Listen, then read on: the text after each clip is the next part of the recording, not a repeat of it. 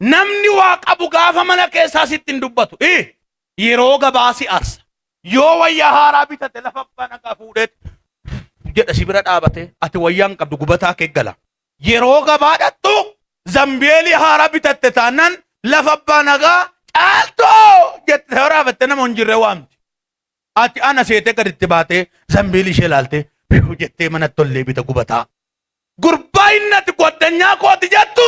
caammaa isa biraandi tokkommoo jira amma seetan gobboloonii dhaanii dhamaa caammaan tokko isa bitateetu lafa abbaa nagaa yeroo bilbila haasa'u heloo jedha maal argaa jirtan gurbaa inni caammaa isa waggaa lama uffataa jiru ana waaqayyo nagateera ilaa caammaan uffataa jedhee hidhi hangafa isa qutisoo colleebisee akkeetti isa hangafa gajjisee akkeetti manatti gala haaraa jechuudha gubataansaa jarri haannan kadhata qabdi garuu deebiin qabdu ela waaqayyootu deebii jalaa didi beekaa didi haa jela